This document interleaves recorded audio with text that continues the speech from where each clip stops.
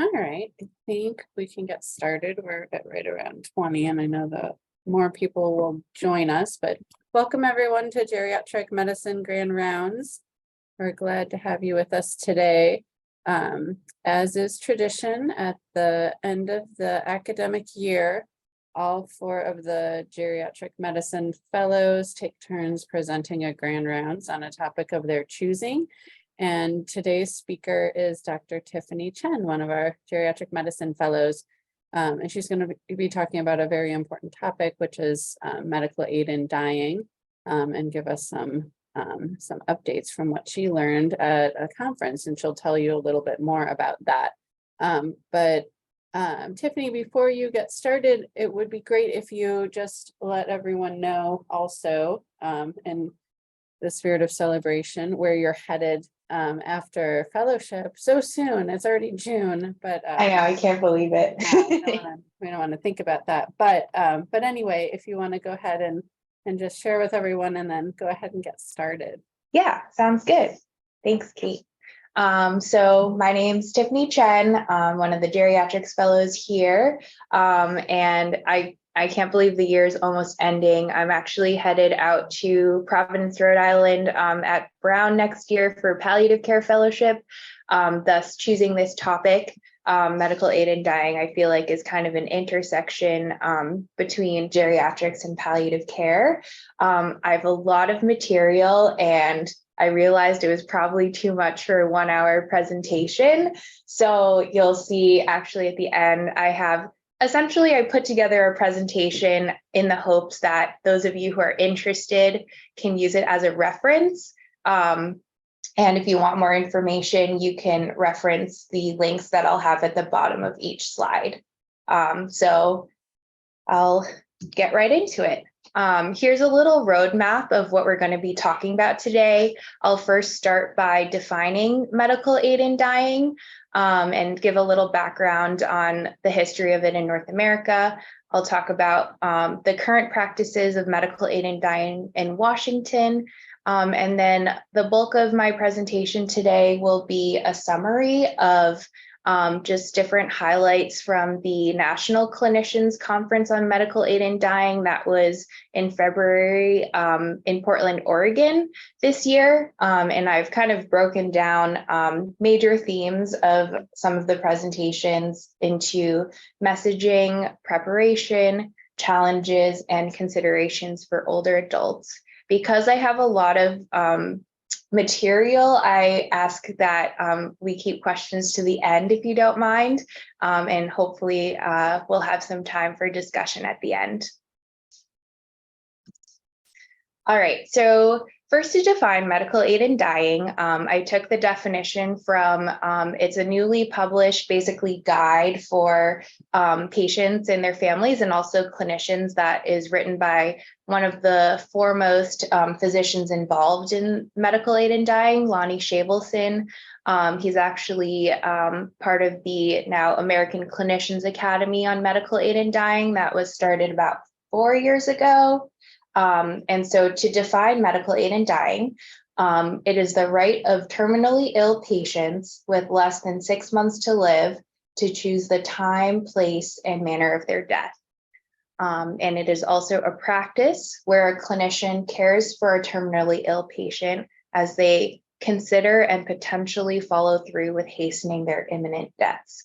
And I highlight the words consider and potentially follow through because what you'll hear from today's presentation is that I like to think of medical aid in dying as more of a process than just the prescription of a lethal medication to help someone hasten their imminent death. And just a little background about the history of medical aid in dying in North America. I took it from an article that I thought was pretty comprehensive of what it's looked like so far, and dates all the way back to ancient Greeks and Romans. They talk about how Socrates himself, there's a picture where he is holding a cup of poison, and it's hard to tell if it's kind of like his own choice or if it was forced upon him by his society because they thought that his ideas were too radical, but it goes really, really far back. It's important to note that many major religions oppose the idea of euthanasia for a variety of reasons. And I'm sure many of you are familiar with the rule of double effect, where medicine for treatment of pharmacologically to treat patient suffering may also inadvertently hasten the end of their lives. And the conversation surrounding medical aid in dying really came to a head when in 1970s, Jack Kevorkian, otherwise known as Dr. Death, highly publicized an ALS case where he recorded helping a patient to administer lethal injection to themselves. And also important to note that in 1994, the conversation was starting in Canada with another patient with ALS who asked for medical aid in dying through the Canadian Parliament, and she actually lost her case. And a really important quote from her is, "If I cannot give consent to my own death, whose body is this? Who owns my life?" And of note, she did end up taking her own life in 1994 with the help of an anonymous physician, despite losing the case and no charges were laid to her physician. In the US, the first state to implement medical aid in dying was Oregon in 1997. And Washington is actually the second state to follow Oregon's lead, and we passed the law in 2009.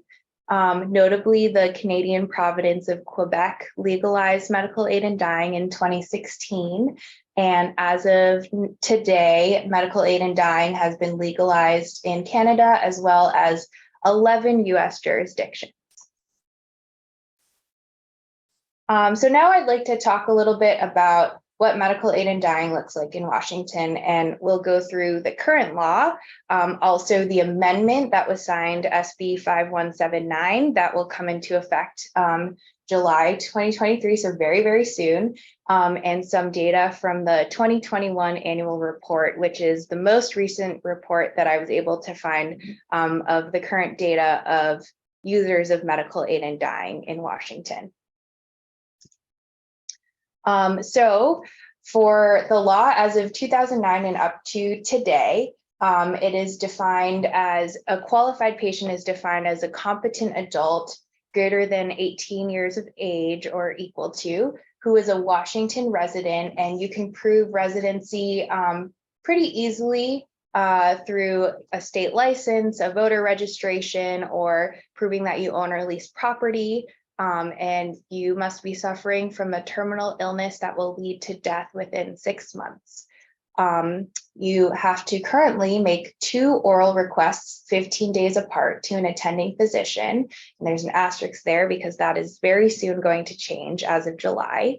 A consulting physician must also agree the patient is qualified. So you've got minimum 2 clinicians there already. And then the patient must make a written request for the medication that is witnessed by 2 individuals. Of note, only 1 witness that signs it can be qualified to the patient by blood, marriage, or adoption, so family, and only 1 witness can be involved in the patient's medical care. However, they cannot be the attending physician. So if the patient is enrolled in a hospice, oftentimes the witness can be a willing chaplain or social worker or other staff who are involved in their care. In Washington, a mental health evaluation is not required, however, encouraged in select cases that an attending physician decides on their discretion, and you must be an MD or a DO to currently write the prescription. To write the prescription, you have to wait at least 48 hours after the patient signs the written request. And the patient must self-administer the medication via ingestion through the GI tract, the GI tract being oral, G-tube, or rectal as a few examples. So I wanted to update you all also on the amendment to the bill that was signed by the governor on April 6th. that will go into effect in little more than a month from now, July 23rd, 2023. So the new amendment has changed the attending physician, so requirement of MD or DO is going to be removed, and it's been changed to qualified medical provider. So it now includes advanced practitioners such as PAs and advanced nurse practitioners. Our waiting period between the two requests is also now shortened from a minimum of 15 days to 7 days. And prescription delivery is also more modernized. So as of now, you have to have a wet signature that's either given to the pharmacies in person or via fax. And moving forward, as of July, e-prescriptions or mail will be allowed. It's also requiring that hospital transparency is increased. So all healthcare systems are required to provide info about their end-of-life services on their website. And I think it's also important to note that all institutions will have their own interpretations of the medical aid in dying law. Just looking at our two sister institutions, Harborview and UW, both have their own individual systems. Like Harborview has a death with dignity committee. So really important to talk to whichever institution that you work at about their own institutional practices, even though this is the letter of the law. So just a little bit of data about the 2021 annual report in Washington. A total of 400 individuals were dispensed the medication in 2021. And of these 400 individuals, they received data on 387 participants. And out of the 291 that died after taking the medication, 91% were enrolled in hospice care, 95% had health insurance, and 88% died at home. Of note, the average age of these 387 participants was 75 years old. The majority were white. 88% lived west of the Cascade Mountains, so really the urban area, closer to Seattle. 73.2% had underlying cancer. And of those who did take the medication, 85% reported their reason was to take the medication was a lower ability to engage in enjoyable activities. And notably, only 46% noted it was for inadequate pain control. And the other thing I'd like to highlight from the report is just this graph, and mainly to show that the number of users over time is definitely growing. That dotted line is just showing a difference in when they started taking data and inclusion criteria. Post 2019 were counted based on registered death certificates of patients. All right, so here's the real meat of my presentation. I'm really excited to give you guys some basically highlights from the National Clinicians Conference on Medical Aid in Dying. I realized in hindsight that it was very ambitious to try to summarize 13 hours of CME in just a single hour. So I've taken out some of what I thought was most important, and there will be an appendix with further reference materials for those of you who are interested. So I'll start with the messaging surrounding the language of MAID and also state differences. So again, when you're talking about the language of aid in dying and talking about it with patients, with families, with fellow colleagues, they're really encouraging the use of the language considering the option, because medical aid in dying is a process. It's outside of everything that the law is telling us we should do in order for a patient to access their right. We're also doing really, really good palliative care. We're having really important goals of care discussions with them. There's a lot of things outside of prescribing the lethal medication cocktail dose that we are doing as clinicians involved in this process of patients with medical aid in dying. Really important to note that medical aid in dying is not the same as suicide, and the term assisted suicide is both inappropriate and incorrect. And important to note that every state's aid in dying law or current statute that exists explicitly rejects the word suicide. Additionally, the word suicide cannot be used in legal documents, including the death certificate, when referring to the process of medical aid in dying. And as reflected in our Washington data in 2021, the most common reason patients choose a date to take the medications to die is fatigue or exhaustion. And Dr. Shavelson shared, when he hears a patient say, "I've done everything I wanted to do, I'm ready," he pretty much knows that a patient is ready to take the medical aid in dying medications. I also wanted to highlight Thaddeus Pope's presentation on differences between states. Currently, there are 11 jurisdictions in which medical aid in dying is legal, and you can see the different states listed there. Notably, in Montana, there is no actual legal statute. It's actually through a judicial case where essentially a patient and physician sued the state for the constitutional right to be able to participate in medical aid in dying. So there was actually a hospice nurse from Montana there, and she said it's a little bit of the Wild West because they don't have a statute, but they try to really base their practices on the Oregon and Washington laws, which are kind of the standard protocols for medical aid in dying. And so for most states, for who prescribes medical aid in dying, most states you are required to have an MD or DO. However, New Mexico and very soon Washington will have it expanded to advanced practitioners. You'll notice that New Mexico is mentioned a lot in terms of the exceptions to the rule. They're the newest and most liberal statute. And then in terms of the number of clinicians, 10 states require that you have at least 2 clinicians, and New Mexico, you can actually only have 1 physician in certain situations if the patient is also enrolled in hospice. Residency is a requirement in most states as well. However, Vermont recently just removed their residency requirement, and Oregon actually sued for the residency requirement to be removed and won that case. The waiting period in most states is 2 requests over at least 15 days. In Hawaii, it's actually 20 days. In New Mexico and California, that was actually reduced to 48 hours. And in Washington, very soon, it will be reduced to 7 days. And capacity assessments are required in most states for at least 2.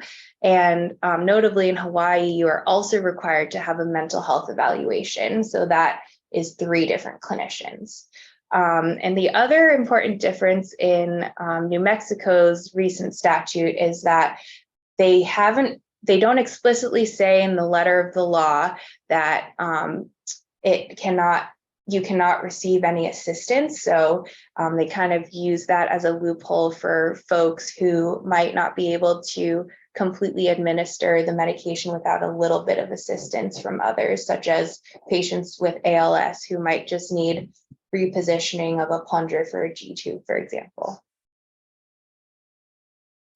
All right, so now I'd like to move on to preparation regarding medical aid in dying. And we're going to cover a lot of material here, including capacity, the pharmacology of aid in dying, red flags to look out for, preparing for the aid in dying day, really looking into clinician attendance on the day of ingestion, a little bit about end-of-life doulas, the differences in grief support needs in medical aid in dying, and also patient experiences.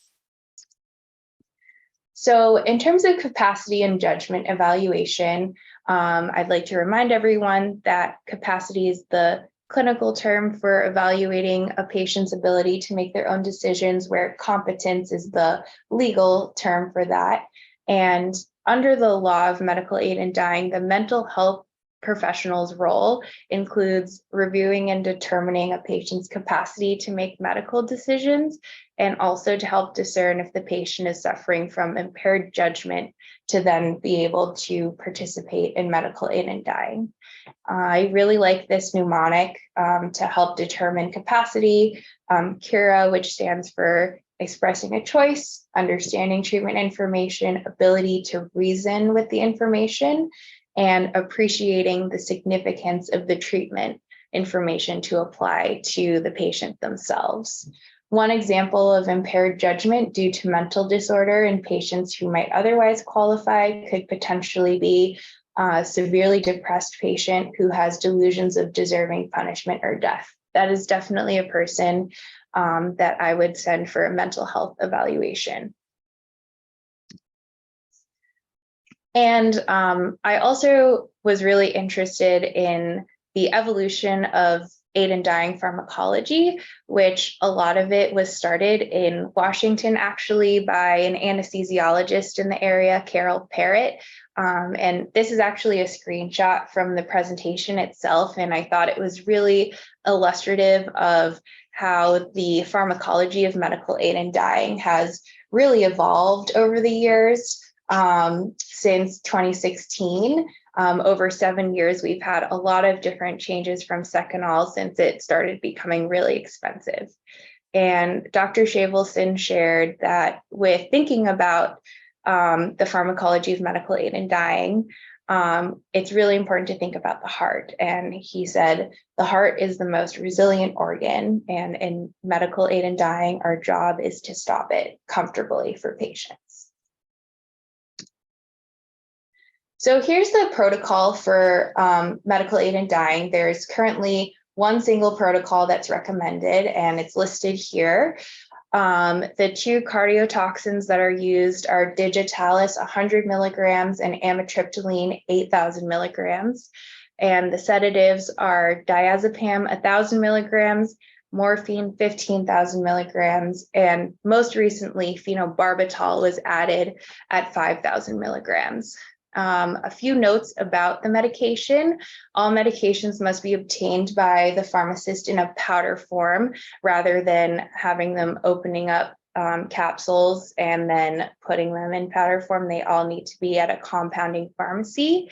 And currently the protocol is to dispense it to the patient as a powder mixed in 4 ounces of water. And there's actually some data now coming out about the effectiveness of just 2 ounces of water, though the Academy has not officially changed their recommendations from 4 ounces to 2 ounces.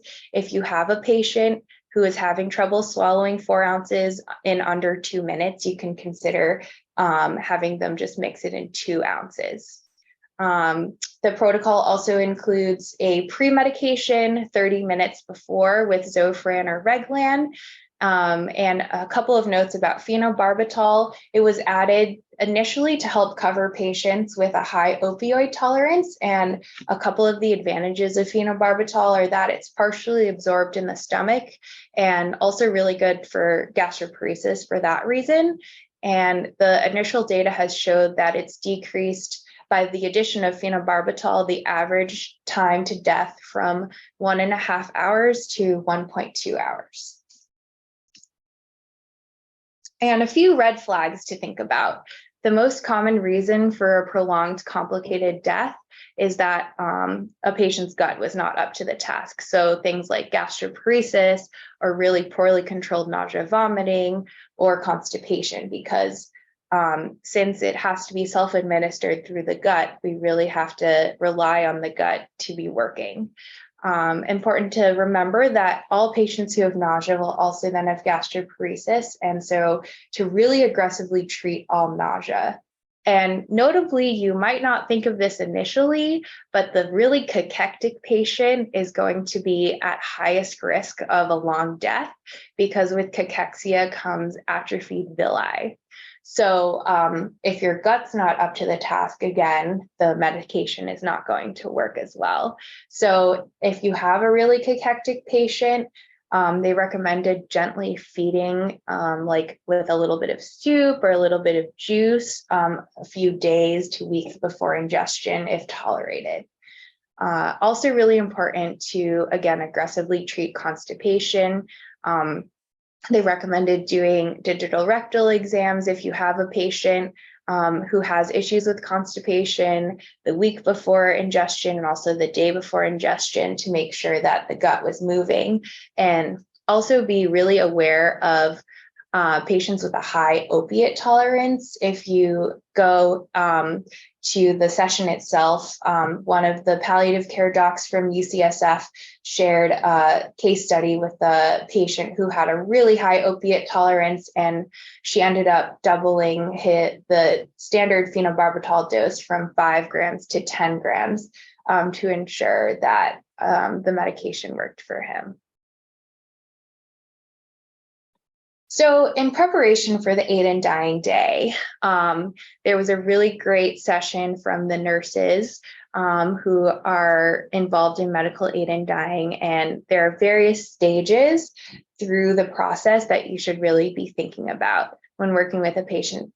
So before proceeding, of course, important to ensure that the patient has capacity still, that they're able to swallow 2 to 4 ounces under 2 minutes, because as soon as they take the medication, they will immediately start feeling sleepy and usually fall asleep under 2 minutes. Check the gut. So like we talked about earlier, really looking out for nausea or constipation, and also teaching the family, if there's family involved or the patient, how to mix the medication. In the planning stages, it's important to have the patient practice ingestion, really have a plan for mixing the medications and the choreography of the day of ingestion. Really helpful to assign roles for the family so that nobody's feeling like they don't have a role to play, and having at least 1 day's notice before day of ingestion is helpful so that the medical team can be aware in case anything goes wrong. And how does a patient choose the day of ingestion? And the nurses offered some advice for just how to offer guidance for patients for thinking about it. Again, most patients choose to take the medication when they feel like they don't have enough energy to do the things that they enjoy doing, or feel like they've done everything they've wanted to do. And it would be helpful for patients to just outline what sort of criteria they might be thinking about. Could be the last episode of Ted Lasso, maybe it's a sunny day, it could be just one more day at the beach, or they shared an example about a woman who just wanted to see her goats one last time. Really helpful to ask the family to call when the preliminary medications, the Zofran and the Reglan, have been taken, and also to have a nursing visit the day before to just go over the plan for the day. And in preparing the family for ingestion, a few things that happen most of the time are that the actual ingestion process takes less than 2 minutes, and time to sleep is about 2 to 10 minutes. The patient's eyes will close, they will fall into a light sleep and then progress to a deep sleep. There's usually a very significant color change with very profound cyanosis, very cold extremities. They might turn a deep blue or purple. They described it as almost the color of denim sometimes. There are breathing changes and a lot of agonal breathing, and death usually occurs within 2 to 4 hours. And in guiding the family through the active dying process, some tips that they had were to maybe distract the family with past memory questions and do some reflection and nostalgia, educate that the patients, once they've fallen into the medication-induced coma, are not suffering any distress, even if they might have foaming at the mouth, vomiting, or seizures. And in pronouncing the patients, it's really important to not rush pronouncement because there is a high chance of a Lazarus effect. So allowing at least 10 minutes without breathing or pulse before pronouncing. Again, to really highlight the red flag, to beware of a prolonged death greater than 4 hours, especially if the patient prior to ingestion is on the younger or healthier side. And I just wanted to point your attention to this video reenactment, which is available on the ACA MAID website. It's one of my favorite resources to send to patients, and I think is really well done and takes you through the choreography of what a day of ingestion might look like. And in general, this session, clinician attendance on the Aid in Dying Day, really encouraged having someone in addition to the family at bedside on day of ingestion. And I really like this quote from one of the volunteers from the Death with Dignity organization. He said, "It's important to remember in the bed, somebody dies, and around the bed, somebody is suffering a major loss." And so notably, a lot of the medical aid in dying patients are enrolled in hospice, as you saw in the 2021 annual report, the majority that was reflected in Washington as well. When talking to hospices about patients who are interested in medical aid in dying, there are definitely some hospices who are more on board with supporting patients through this process and others who might not. Notably, Evergreen Hospice in Washington looked to the public vote, and they saw that it passed in 2009, 52% to 48%. So they allow their clinicians to act as consultants. However, they don't allow them to be attending physicians. And in Montana, where there is no statute currently, though it is legal via judicial case, the hospice nurse is not allowed to touch the medications at all, though they're able to be present and advise the patient on the day of ingestion. They also recommended having raspberry sorbet around to wash the medications down because the medications can really burn. In talking to Kira Schreiber, the palliative care social worker here at Harborview, she also has heard that brown liquor is really helpful with the burning. Volunteers also recommended always having a towel ready, and also to note that half hour to an hour between pre-medications and taking the medication cocktail is very precious, and to have families really take that time to reflect together and just be together.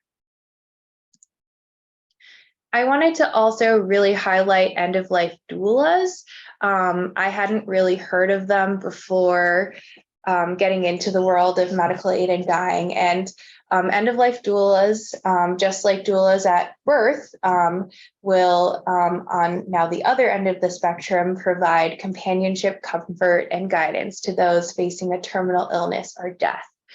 They provide non-medical holistic support. You'll find a lot of birth doulas also now becoming end-of-life doulas, and they provide emotional, spiritual, and practical care and really normalized death care, which I think is so important, especially for patients who are going through medical aid in dying. And ANELDA is the International End-of-Life Doula Association. They actually have a training that you can take, and it's a few weeks long process, and people who've gone through the process have really enjoyed it.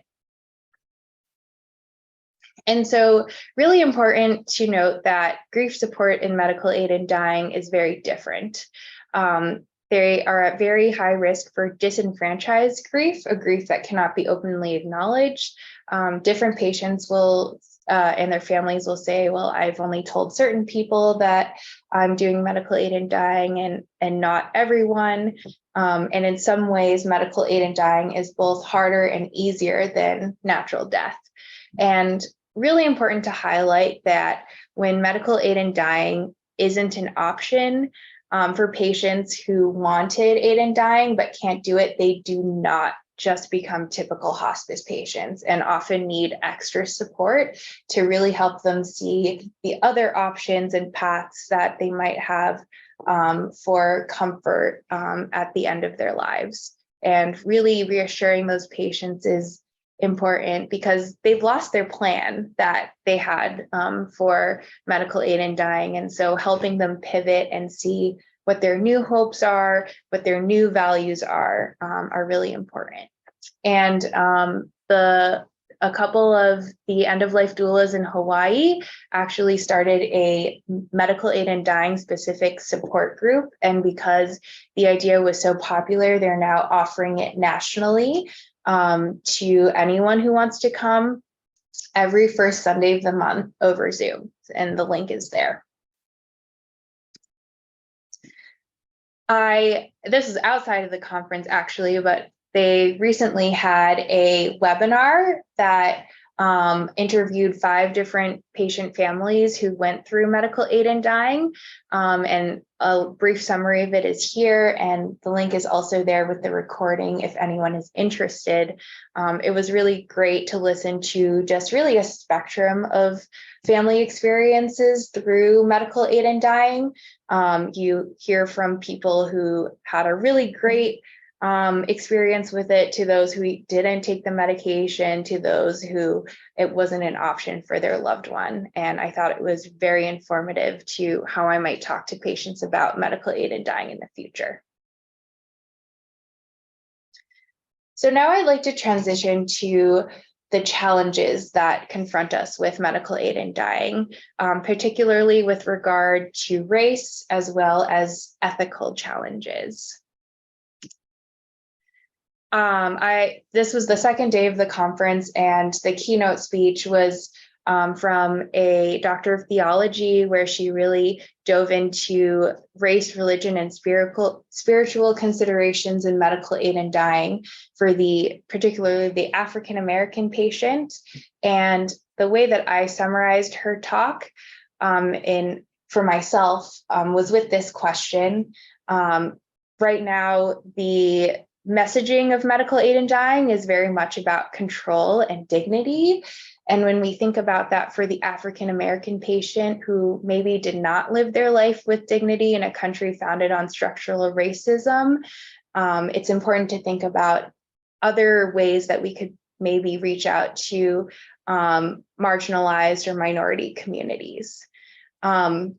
With the particularly African American population, she highlights the history of abuses of the Black body, particularly in medical practices, and we all know about Tuskegee. And so newer constructs and fields of medical practices like medical aid in dying are usually looked upon by suspicion with the African American community due to the history of medical experimentation on Black patients. And a couple of some advice that they had for all of us working in this space with the Black patient is that they really value the relationship between the patient and provider, and in-person interactions are really important, and just really building that trust is important, and for them to know that you have their best interests in mind. And also to note that traditionally African Americans have strong multi-generational support in their family systems. So we have a strong emphasis on autonomy in the American healthcare system.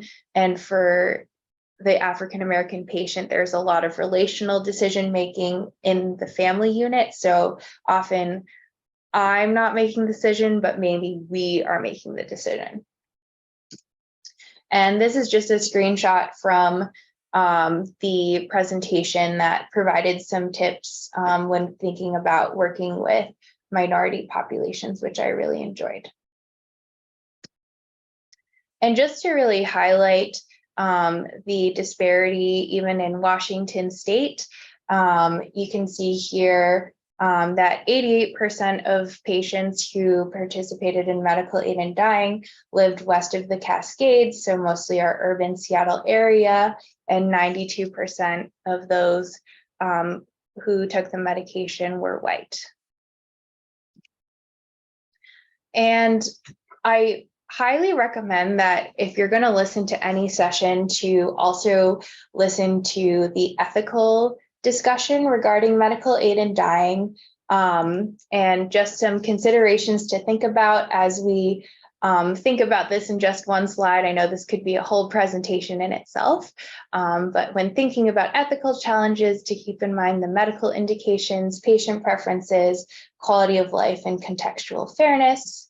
Ethical principles for everyone, just for reference, and they went through 3 particular cases, and I'd like you to think about if for yourself personally, if the answer would be yes or no, it is ethical for each of these questions. So the first case they went into was looking into our leave the room policies for healthcare organizations ethically supportable. The Medical Aid in Dying Ethics Committee, for a variety of reasons, decided that no, leave the room policies are not ethically supportable. The second case was, should a patient be required to relinquish aid in dying medications if they no longer meet eligibility for aid in dying due to a change in life expectancy? And the ethics committee's consensus was no, a patient cannot be forced to relinquish their medications even if their prognosis changes. Notably, no state statute requires the return of medications for aid in dying. The third case, which notably the ethics committee did not come to a consensus to, regarded if a patient pursues VSED to be able to pursue aid in dying, and is VSED an ethically supportable bridge to qualify for medical aid in dying. Notably, VSED is terminal when carried to completion, and nothing in the aid in dying law prohibits use of VSED to qualify for aid in dying, but they talked about how that might be a slippery slope and maybe an expansion of the legal definition of the law. And we'll go into voluntary cessation of eating and drinking a little bit later in the presentation, or VSED. And I took this screenshot from the presentation, which I felt like really highlighted how the way that these 3 cases were ethically determined in the US is very specific to our law, because there are 2 critical safeguards in the US aid in dying laws, being terminality and self-administration. In other countries, such as Canada, patients qualify for medical aid in dying via unbearable or intolerable suffering. So that might definitely change how ethically we support medical aid in dying. And so, because this is Geriatric's Grand Rounds, I would be remiss if I didn't think about how medical aid in dying really affects our older adult population. And so I'll go over options of last resort, voluntary cessation of eating and drinking, and also dementia directives. And here's a screenshot from the 2021 report. The average age of the medical aid in dying participant was 75 years old.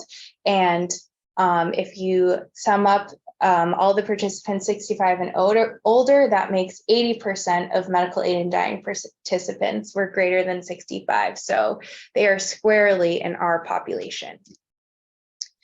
Thank you to Dr. Grinwald in our palliative care department for his great presentation on voluntary cessation of eating and drinking, available through the Harborview Bioethics Forum.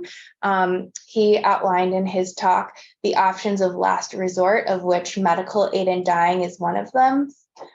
You think about these options only when excellent palliative care isn't enough. And among the options are discontinuing life-sustaining treatments, VSED or voluntary stopping of eating and drinking, palliative sedation, and of course, medical aid in dying. And to define voluntary cessation of eating and drinking and some of the ethical considerations, VSED is the voluntary and deliberate choice made by a person near the end of life. Person must have full decision-making capacity to stop eating and drinking as a means to hasten death, and it only is considered when other palliative options are unavailable or unacceptable to the person. Notably, most patients who choose to VSED are older, often greater than age 80, have a significant disease burden, may be dependent on others for care, and have a short life expectancy. And VSED is currently legal across the country under existing rules, because since the 1970s, we have had the right to refuse medical treatment. And notably in VSED, there's always an opportunity to change for the patient to change their mind. And in medical aid and dying, that opportunity is pretty much limited to after you take the pre-medication.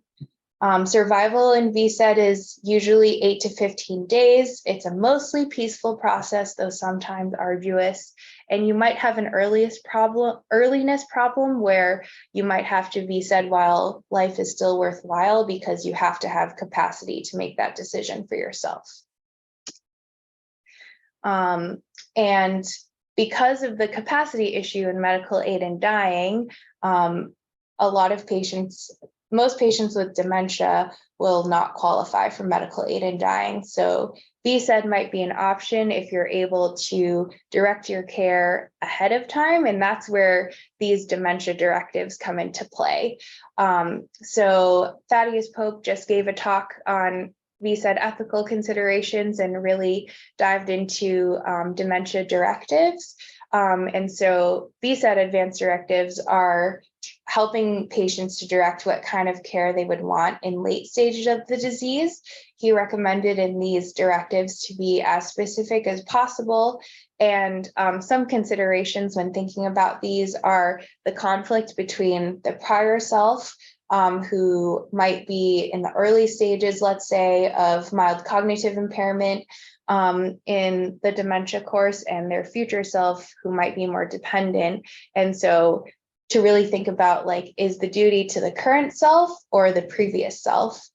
And some ways that we're helping patients think about this is different decision aids. He recommended the Stan Terman My Way cards. There's a screenshot of what they look like here. And then the Dartmouth Dementia Directive is also a really good example. And there's a lot of different options out there of different examples of dementia directives. In the directive, you might choose to include a Ulysses clause where, for example, if a patient is undergoing VSED and is thirsty, they might direct in their Ulysses clause to be ignored, even if they're asking for a drink from family members or friends who might be helping them through the VSED process, and highly recommended to upload a video outlining what your wishes are so that people who are helping you through the VSED process really know what you're thinking. It's currently a work in progress in most places regarding the legality of these advanced directives for VSED. And so important to look into your own institutional policies and guidelines. So thank you for being with me for this whirlwind tour of medical aid and dying. And in summary, this is a really heavy topic, so important to have an internal temperature check, thinking about what your own moral principles are and making sure that you have the support you need for this work. Be aware of the updated law and any resources available, and reference the ACA MAID website for the latest guidelines and updates. And I think overall, the most important thing to think about is access and ensuring that your patients who have serious illness or are terminally ill have access to good palliative care and or hospice support. And if you have your own personal, moral, or ethical qualms, to just refer patients early on to clinicians who do not, so that at the end of the day, patients can pursue their rights to these options. Really important to ensure that patients are supported before, during, and after the process. And if any roadblocks arise during the process, to refer to End of Life Washington, which is really robust here in Washington State and a great resource. So that is basically it. And I just want to, before heading to questions, just quickly run through the other materials I have available for reference for you all.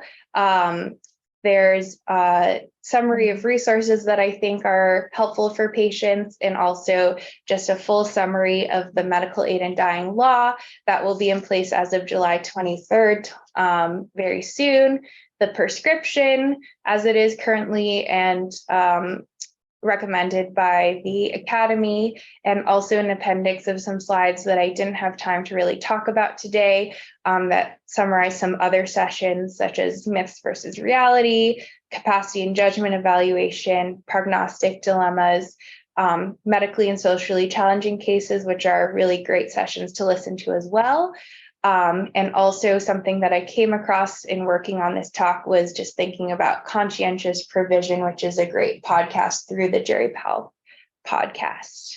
And my references at the very end. But all of the sessions for the Medical Aid in Dying conference are available online, and the links are all on the bottom of the slides. So I will stop presentation and available for any questions.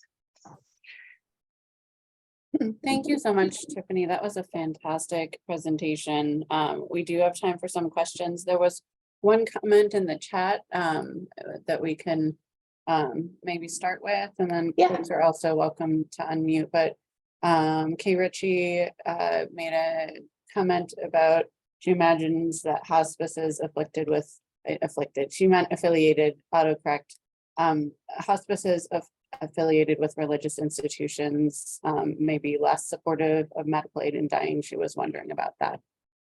Oh yeah, for sure. That was actually a whole separate discussion at the conference, and a lot of the clinicians who work in religious-based organizations end up just having their own side consulting practices doing medical aid in dying on the side.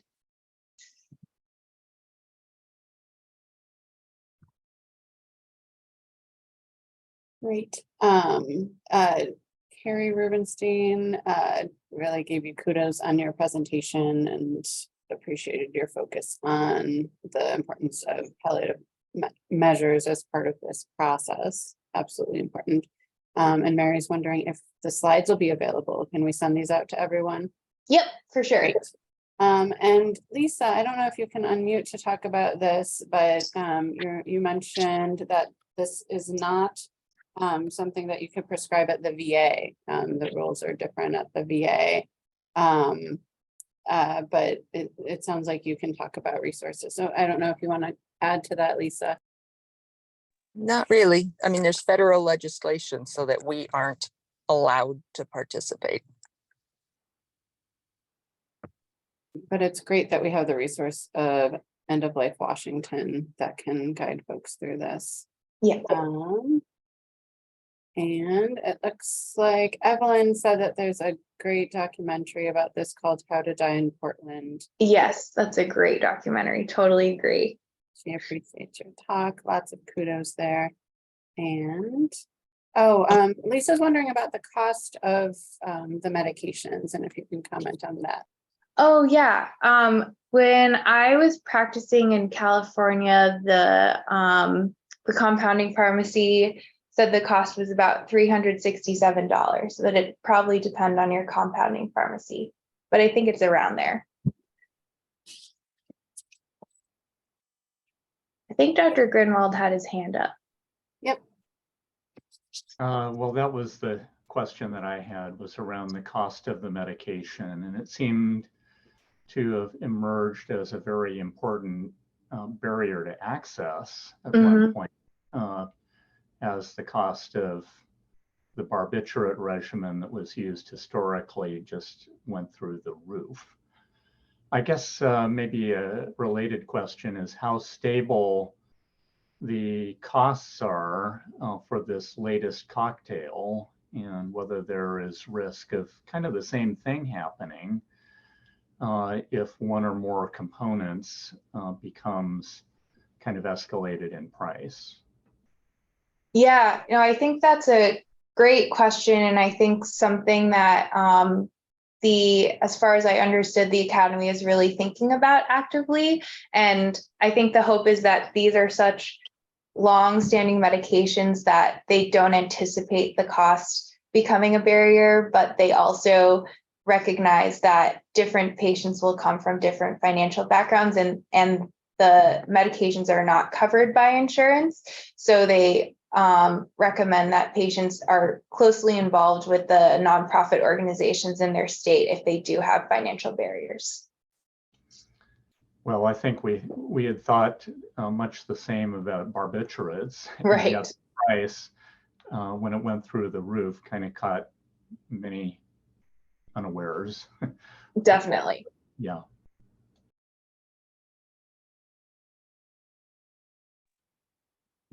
This is May. I have a quick question. Can you hear me? Uh-huh. Yeah.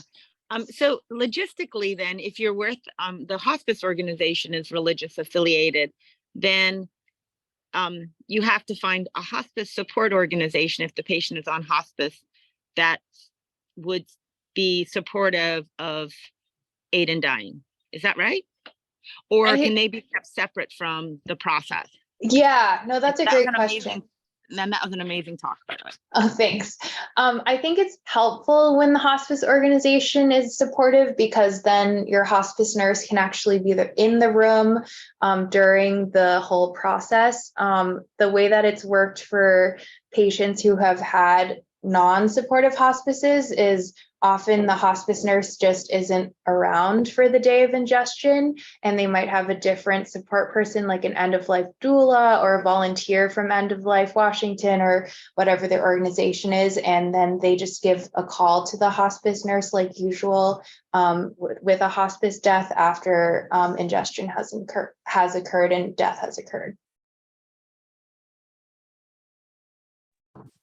Looks like Carrie has her hand up. Yeah, can you guys hear me okay? Mhm. Perfect. Yeah, again, thanks, Tiffany. Really, just excellent. Look, you covered so much in a really thoughtful way.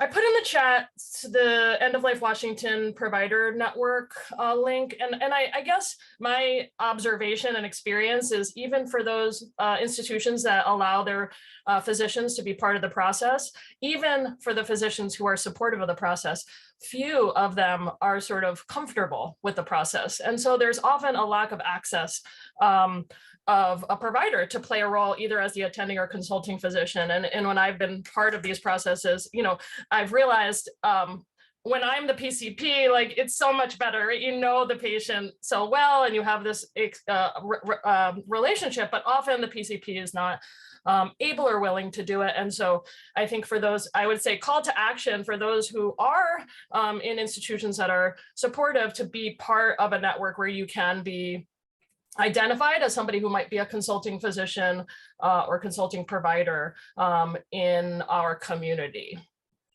And I guess second real quick thing, although it's a big question, which is just, there seems to be just a theme of some part of our palliative care communities kind of being opposed to the medical aid in dying process because the strong belief that if everyone gets good palliative care, they may not need this option. And just if you could comment on that, Tiffany. Yeah, absolutely. Thank you for bringing that up. Medical aid in dying is definitely what we call a wedge issue in palliative care. And Alex Smith and Eric Wadera have a really great podcast with Lewis Cohen where they talk about medical aid in dying being a wedge issue. And I think even as good as palliative care can get, there are some times when you just can't meet a patient's needs. And that's where those options of last resort come in. So for just speaking from my personal experience and thoughts, like I don't actually know how I feel like morally and ethically about medical aid in dying, but I think for me, it's important to be educated on these options of last resort so that a patient who wants to have this option can then have the right to access that. And I am the gatekeeper to that right. So it doesn't really matter how I personally feel about it.